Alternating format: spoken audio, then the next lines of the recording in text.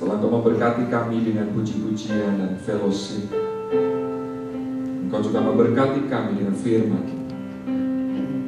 Tolong ya Roh Kudus, bukalah hati dan pikiran kami, supaya kami dimampukan untuk memahami kebenaran, dan lebih daripada itu untuk hidup di dalamnya.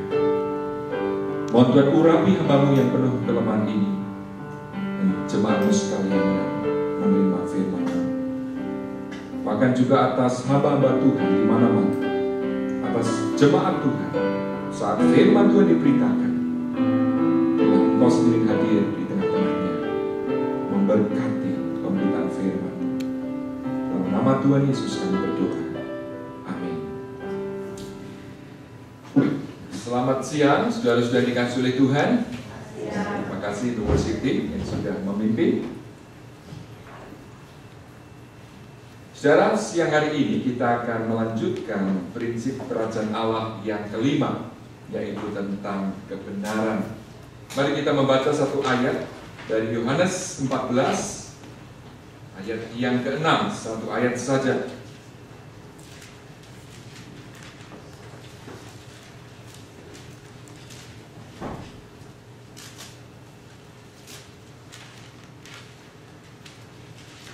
Mari kita baca bersama-sama Yohanes 14 ayat yang ke-6.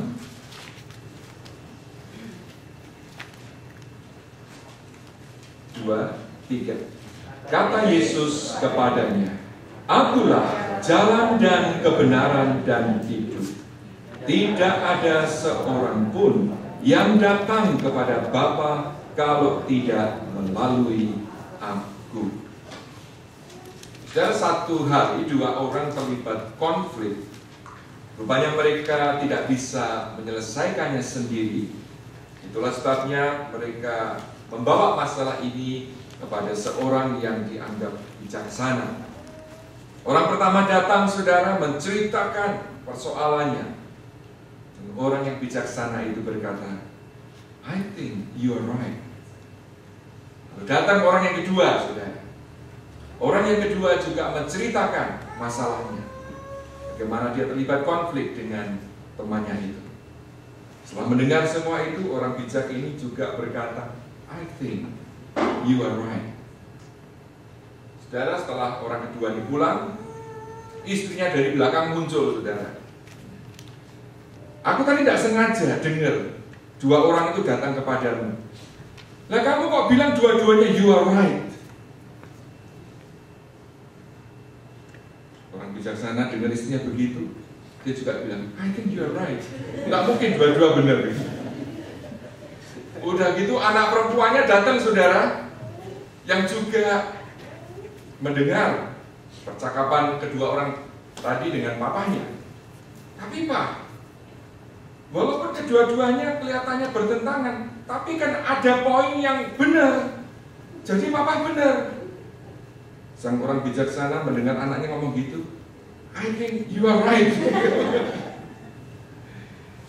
Saudara-saudara, saat ini kita hidup di era yang disebut pasca modernisme atau postmodernism, di mana, saudara, salah satu karakter yang menonjol dari postmodernism adalah pandangan bahwa there is no absolute truth.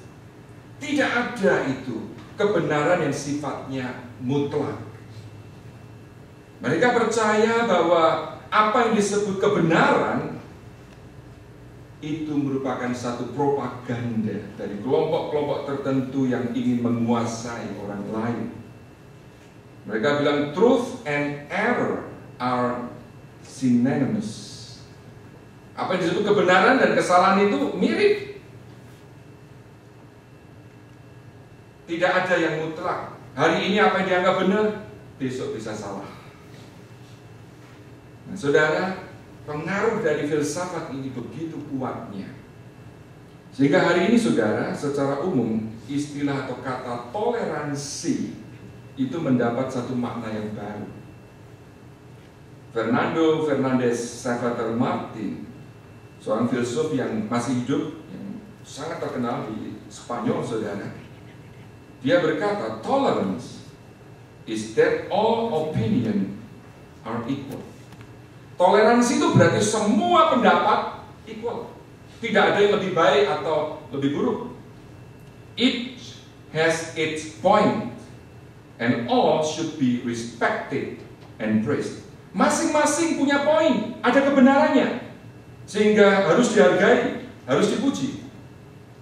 That is to say, there is no rational way to discern between them.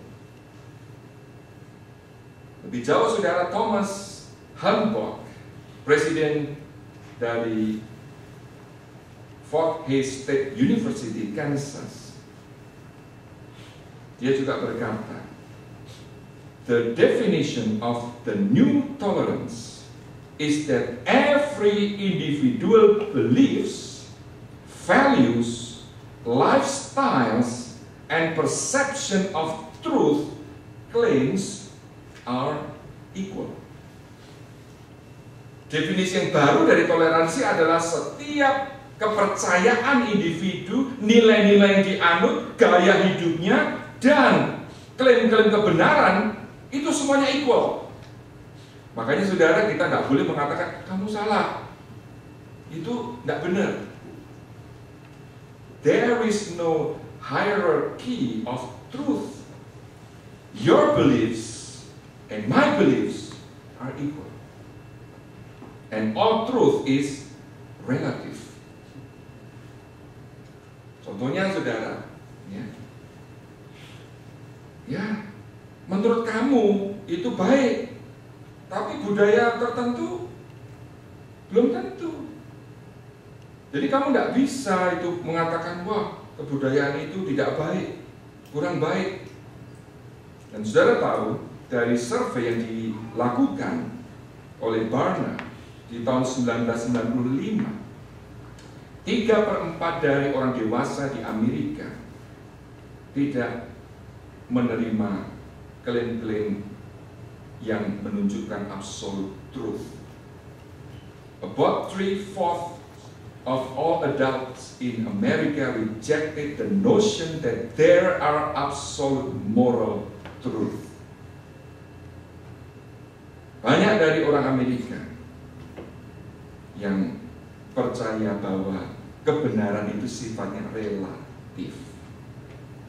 Anak-anak muda juga 3/4 dari mereka punya pandangan yang sama. Bahkan saudara, 4 dari 5 pemuda menyatakan bahwa nobody can know for certain whether or not they actually know what truth is. Sebetulnya kita tuh nggak tahu apa sih kebenaran itu, karena masing-masing mengklaim apa yang diyakini, pandangannya, kepercayaannya itu yang benar. Lalu siapa yang benar? We don't know. For these people, dikatakan kebenaran itu fantasy. It does not exist. Or if it does exist, nobody knows for certain what real truth is. Nobody knows what it looks like. Saudara, mereka gambarkan tentang klaim bahwa tidak ada kebenaran yang bersifat mutlak ini dengan satu kisah yang saudara familiar, karena kisah ini waktu kita kecil dulu di Indo juga sering diceritakan, tentang 3 orang buta yang melihat gajah. Pernah sudah dengar? Ya? Saudara, 3 orang ini belum pernah melihat binatang yang namanya gajah itu karena mereka buta. Hanya mereka mendengar ada binatang yang besar sekali, lebih besar dari sapi, lebih besar dari kerbau. Satu kali saudara, pas ada rombongan sirkus gajah datang di kampung mereka, 3 orang buta ini mau tahu bentuk gajah seperti apa. Orang buta yang pertama saudara maju, dia pegang pas bagian perut gajah. Wah, iya gendut memang ya, binatang ini memang besar sekali. Lalu dia klaim saudara, oh sekarang aku tahu, gajah itu seperti tembok.